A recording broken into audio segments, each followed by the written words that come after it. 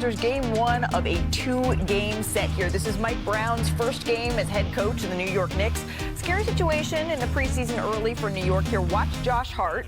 He goes to the ground in pain, and as he goes to the ground, he throws the balls into the stands. He's clearly in a lot of discomfort here. He actually would be ejected from the game for throwing that ball, but of course the concern of injury is first and foremost here. But then you got Jalen Brunson picking up right where he left off with the floater. Karl-Anthony Towns tracking down that loose ball for the slam. Some big stuff there from Karl-Anthony Towns. We should mention Mitchell Robinson was that fifth starter for the Knicks in this game. A few minutes later, Mikal Bridges goes for the steal. A little reverse layup the other way. A solid opening game here for New York's core group.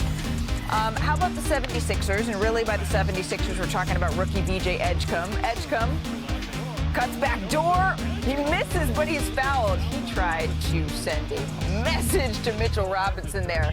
We saw a whole lot of that at Baylor.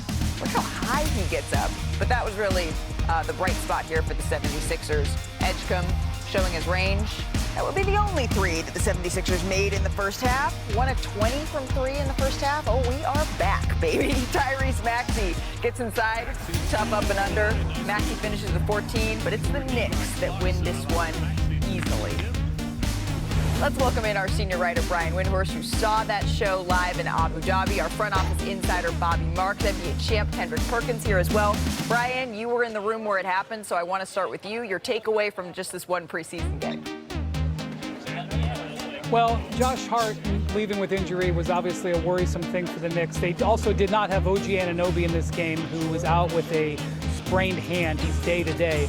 The Knicks said that Josh Hart didn't come back in the game because he was ejected, not because he had the injury. So we'll see how that might change over the next couple of days.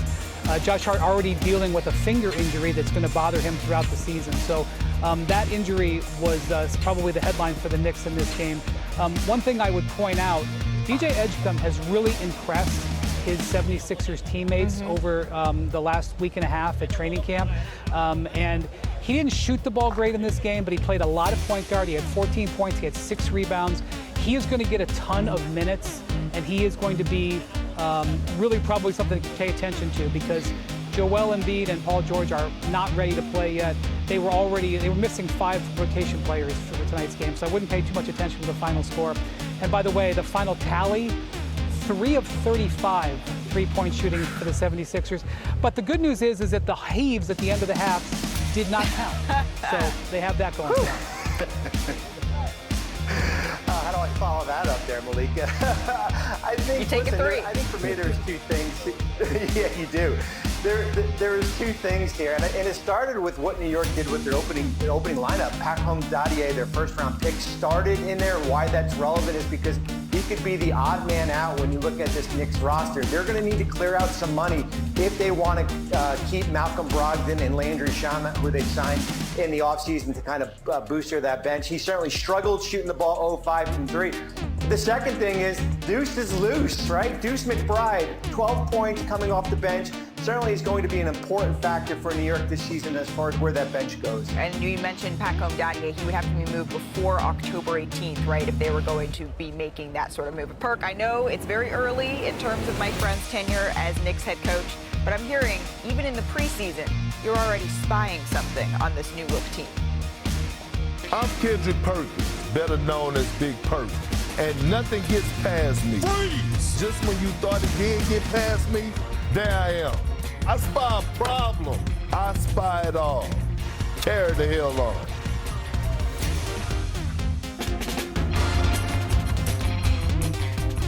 Well, y'all know down in Texas, they have this saying called peak game from a player's position. And damn it, I know it's preseason, but I'm peeping things from the New York Knicks in their first preseason game. New coach, new life, new system offensively. Look at Jalen Brunson right here. Look at him outlet the ball. They're playing with pace. They were one of the slowest playing teams offensively last season. Here's the one that got me up off my couch while I was watching. Watch the rebounding here. Now look at Karl-Anthony Towns, the big fella, running up the floor, with those size 22s, getting up in transition. This is how Mike Brown wants to play. This is going to help and benefit the Knicks getting stops, getting out and run, playing with pace. They were one of the slowest paced teams in the league last season, and you can tell Mike Brown has been emphasizing that in training camp because they hit the ground running. Yeah, it was notable how fast they were playing even in this first preseason game. For the 76ers on the other side of all of this, there's only so much to take away knowing that there was no Embiid, no George, no Grimes, no Lowry in this game here for Philadelphia, Bobby. But if you're looking at the silver lining of this for the 76ers, what's your takeaway knowing that this is not the roster that they imagined? Well, I mean, listen, Tyrese Maxey is going to be as good as anybody, any guard out there. I think we saw the flashes, at least in the first half here. And I know VJ Edgecombe certainly struggled here, but that backcourt is something to build off. And when they get back to the States, they'll have Quentin Grimes waiting for him, who signed that one-year qualifying offer on Wednesday to help solidify that backcourt that won't have Jared McCain for at least the next 4 to 6 weeks. Yeah, Malika, I think the mood around the Sixers right now is don't judge them at the moment. They're going to try to improve the players that they have, with them and active, and they're going to wait for their team to come together.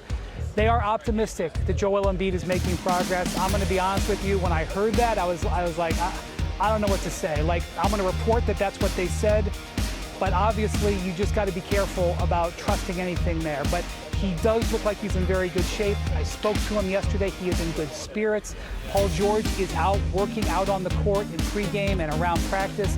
There is signs that these guys are going to come back. But if you're a Sixer fan, I could totally understand why you're saying, I got to wait and see it with my own 2 eyes. But yeah, they are in the Eastern Conference. They do not have to get off to a dynamite start to make the playoffs. They just have to be healthy at the right time. They are preaching patience, and they are preaching to give them time. This team will come together. I don't think anyone wins a championship in October or November, but I don't know that people are judging the 76ers based off of what they see right now. I think it's a judgment of the culmination of what they've seen over the last season up leading into now, Perk. Am I reading that correctly?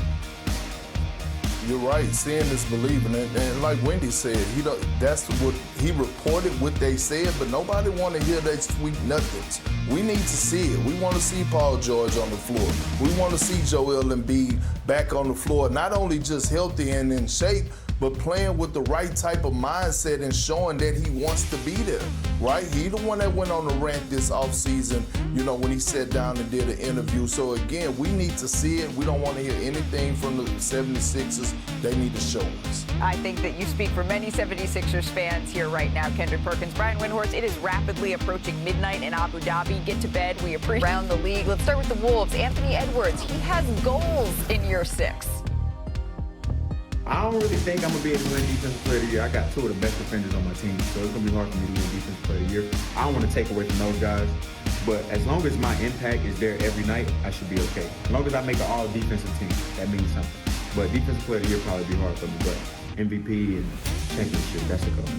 I can't guard one game and not guard the next game because we're playing, somebody who's not up to par. I got to be ready every night, and I'm going to take pride in that. And I told my teammates to hold me accountable, coaches included. Defensive Player of the Year, MVP, and a title all in one season. Only Hakeem has done that. But Perk, I think it's more the sentiment. You like hearing that from Ant? I do, because guess what, Malika? He felt pain all this offseason from losing in the Western Conference Finals 2 years in a row, losing the SGA, and then said, you know what, I know what it takes now. I have to be in the best shape, I have to add to my post game, and I have to be able to have a level of accountability to do it on both ends of the floor. Off to the Clippers, and Ty Lue has a new strategy for James Harden. You want to kind of tone down some of this. We don't want that. Yeah, we don't want that. I think, we had to, but we kind of he just had to do too much for us to be successful, to try to win games, to try to stay afloat while Kawhi was out, and so we don't want James to have to do that all year. It's going to be games where he has to do that, but, I think the last 25 games of the season when Kawhi came back, I think we're number 2 in offense, number 1 in defense, so we'll be able to score the basketball when everyone's healthy and things are clicking on the right cylinder. So Harden led the Clippers with over 35 minutes a game and 79 starts here, Bobby Marks. How can they lighten the load for him in his 17th season? How about a pair of Chris's, Chris Paul and Chris Dunn? Chris Paul, 82 games started last year in the league, and Chris Dunn, 58. 6 out of the 7 games in the first-round series against Denver. They've got probably the deepest backcourt in the NBA. Certainly their depth is going to be their strength this year in Los Angeles. A pair of Chris's. It sounds like Christmas for James Harden. Let's go to Mavs camp. Anthony Davis addressed his fitness. I feel good. I'm kind of almost going to every season. I put on so much weight in the summer. And then by time, like November comes, it's like 268. So I never want to come in at my playing weight because then I lose weight during the season, then I'm too small. So I try to go, I lose about 10 to 12 pounds very quickly during camp. I already lost 5 pounds. It's like all the running and playing, so I'm never concerned about that. I feel great. Perk, you've been in the lab this offseason. Do you take any issue with this strategy?